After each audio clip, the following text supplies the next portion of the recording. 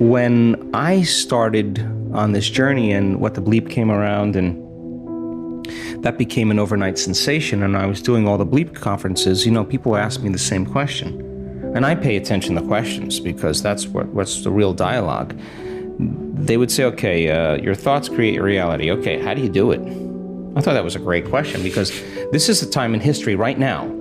15 years ago, it was philosophy. Quantum physics. Now everybody's informed. Now people. This is a time in history where it's not enough to know. This is a time in history to know how. It's to know how to do it. And if you give them that sound scientific information, I now know that if I can speak it in a way that nothing is left to conjecture, nothing is left to superstition, nothing is left to dogma. They know exactly what they're doing and why. And the moment you know the what and the why, the how starts to get easier. So I will deliver concepts, ideas, mix different forms of science to create a model of understanding. And I now know that if that person, as I develop this model of understanding, can explain that model to someone else, they're wiring it in their brain. They're installing the hardware. If they can't explain it, it's not wired in their brain, and they're not going to believe that they can do it. So if they can turn the person next to them, between the two of them, and build a model of understanding, they're making their brain fire in new sequences and new patterns and new combinations. They're changing their mind. Mind is the brain in action. If I keep reminding them of what they're learning, nerve cells that fire together wire together. They're installing the circuitry. Now, the next step is to provide the environment and give them the proper instruction to get their behaviors to match their intentions, to get their actions equal to their thoughts, to get their mind and body working together. If they do, they're going to run into a new experience. Now, the crazy thing about the experience is learning is making new synaptic connections. That's what learning is. Research shows that if you pay attention and learn something new and you repeat it just for an hour, you're going to double the number of connections in your brain. That's a lot, 1,600 to the 3,200 connections. That's a lot of extra connections. But if you don't review it, if you don't think about it, if you don't repeat it, those circuits prune apart within hours or days. So if learning is making new connections, then remembering is maintaining and sustaining those connections. You got to review it. It's so much easier to forget than remember when it comes to this stuff, and it's a constant process. So then, if they can get their behaviors to match their intentions, and they have a new experience enriches the philosophical circuits in the brain. But when those neurons string into place, the brain makes a chemical.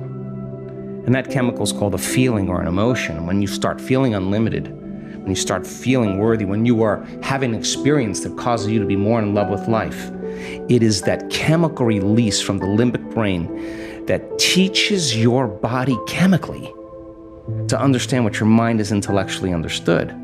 So if knowledge is for the mind, experience is for the body, and in that moment the person's embodying the truth of that philosophy, and now they're selecting and instructing new genes from the experience because the chemistry that's coming from the environment is information.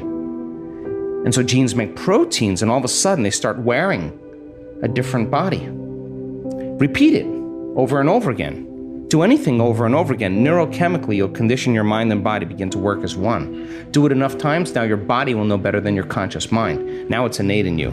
Now it's second nature. Now it's simple. Now you know that you know. You may not know how you do it. You don't know how, but you can do it because it's subconscious now. So now that implicit memory, now you're mastering that knowledge. You're mastering the philosophy. You're becoming the knowledge. You're embodying it so much so that it's automatic, it's effortless, it's easy. So when we started looking at people's ability to regulate their brainwaves, we just published the paper. It just got released yesterday. Our students in our community can do it in 4 seconds, 5 seconds, 9 seconds, 11 seconds. It's not like, hey, I'm getting to the divine ahead of you. It's just like they've done it so many times, like it's like driving a stick shift. It's not a difficult thing, but they practiced. And they came up against their blocks. They came up against their limitations. They came up against their frustrations. They came up against their analytical mind, and I want them to in a week-long event, because if not now, when? Now is the new later, and let's do it now, right? Yes. So then what we learned when we started studying brains, well, we were doing pre and post measurements, and we've got thousands and thousands of brain scans. We have real-time brain scans too, and when I started seeing people whose brains were getting worse during a meditation, I said to them, what are you doing in there? And 100% of the time, They were analyzing their life or themselves within some disturbing emotion. And if emotions are the record of the past, and those emotions are derived from the hormones of stress, they were thinking in the past. And I learned right in that moment that if I got the person past the emotion, cross the river of change with me, forget about the emotion, just keep overcoming it. Forget about the past. Dragging people out of their past is the work. And so when we started studying those brains and we started seeing changes, pre and post measurements, I realized the change wasn't just in their mind. It was actually in their brain. And that we were measuring different compartments of the brain, and when we're living in stress and we're living in survival, when the brain is aroused into those high beta brainwave patterns and we're out of balance and we're trying to predict and control everything in our life, and we're shifting our attention from one person to another problem, to another thing, to another condition. Every person, every object, everything, every place has a neurological network in your brain. So as the person was aroused by the hormones of stress like a lightning storm in the clouds, their brain was firing very incoherently. Different compartments were out of sync with other compartments of the brain. And if your brain is incoherent, you're incoherent. And if your brain isn't working right, you're not working right. So if it requires a clear intention and elevated emotion to begin to change reality, and you have an incoherent brain, what kind of signal are you sending out into the field? Pretty static. In fact, better way to say it is you have no Wi-Fi signal. You're separate. And the hormones of stress create separation. And when you're sitting in a staff meeting and you're looking at that person and you just want to punch them in the head, or you want to throttle them in some reason, or you're angry on traffic and you're turning on those hormones, you're stepping on the gas. But at the same time, you can't fight, you can't run, you can't hide, you're stepping on the brake. You step on the gas and the brake at the same time, your heart starts beating incoherently and energy leaves the brain and heart. We've seen this so many times. So then, if the thought is the electrical charge in the quantum field, and the feeling is the magnetic charge, and how you think and how you feel creates your state of being, then we got to get energy right into this center right here. Because if you're going to believe in that future that you're imagining with all of your heart, it better be open and activated. And we got to teach people how to create heart coherence. And we have beautiful imagery to show that when a person's heart is coherent, like taking a big sheet and just flushing it, just whipping it like that wave that's created, the heart begins to send profound waves of energy into the brain, and the brain goes into a creative state. So the heart is the creative center. And our heart begins to drive our brain into more alpha patterns, more creative patterns. At the same time, when the heart gets coherent, it's producing an ambient magnetic field up to 3 meters wide. Now you're more wave, less particle, more energy, less matter. You're emitting a coherent signature. Now that energy is frequency, and that frequency carries information. So when energy begins to activate the heart and you're giving thanks for the event before it's happened, your body's so objective, it's believing that it's happening to you, because what is the emotional signature of gratitude? When you get something favorable, you receive something favorable, something just happened to you that you like, something's happening to you, say, thank you. The feeling of gratitude, the emotional signature, means it's happening to you, it's already happened. So it is the ultimate state of receivership. So teach a person how to give thanks before it happens, open their heart, and their heart's like a pounding of a drum or dropping a pebble in water, is producing this field. It's that energy, that creative energy, can carry the thought of their health. It can ride, that intention can ride on the wave that could be wealth, new relationship, suffering, and the energy does not carry the thought of health, it carries a different set of thoughts. So people say to me, well, I can't open my heart. Well, I ask them, well, what do you practice feeling all day long anyway?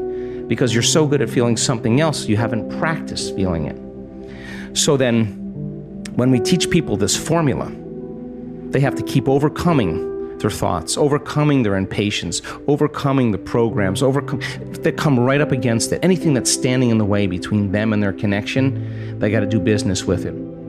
And so as they start removing those veils, those masks, those layers, and they start crossing that river of change, and their heart starts to open a little bit, and they feel a little bit more, and they feel a little bit more, and their brain is coherent. Now they have a coherent brain and a coherent heart. The balance between the two is an exchange of information that's not coming from out there, it's coming from within them.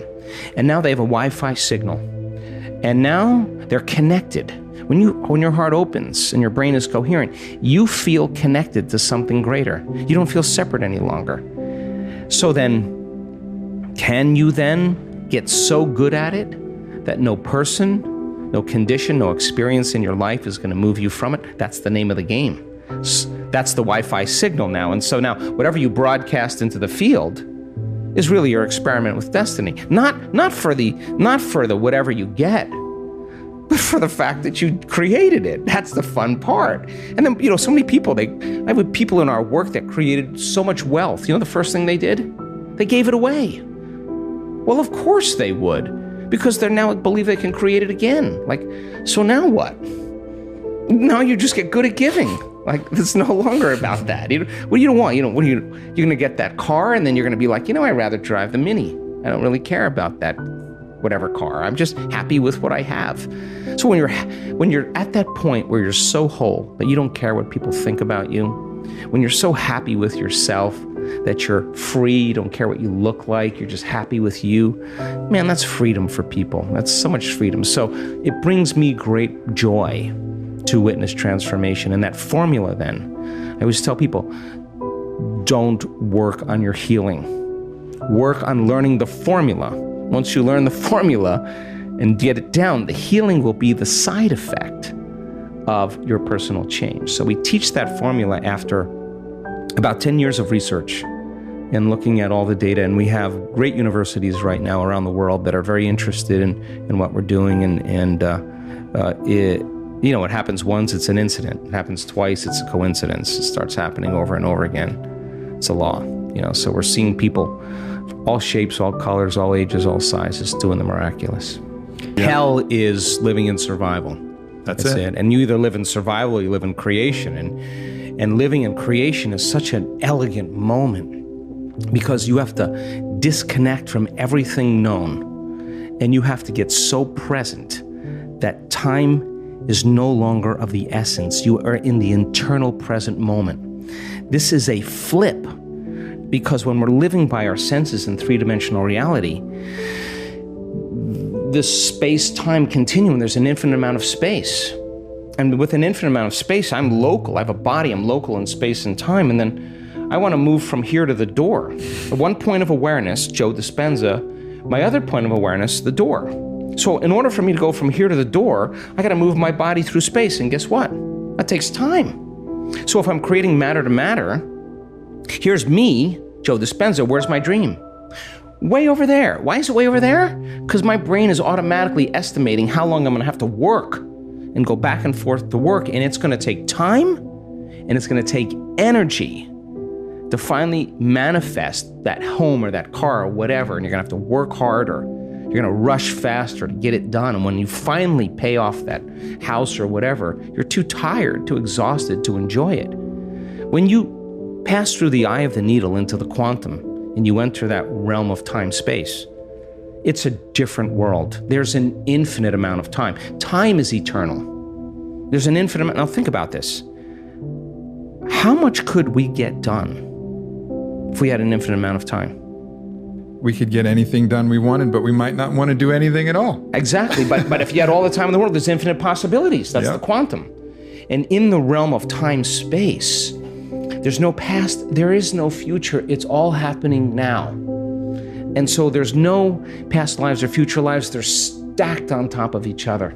And as we move through time, as we time travel, we experience dimensions or spaces. And we have all the latent systems in the brain once activated to open the door to that dimension.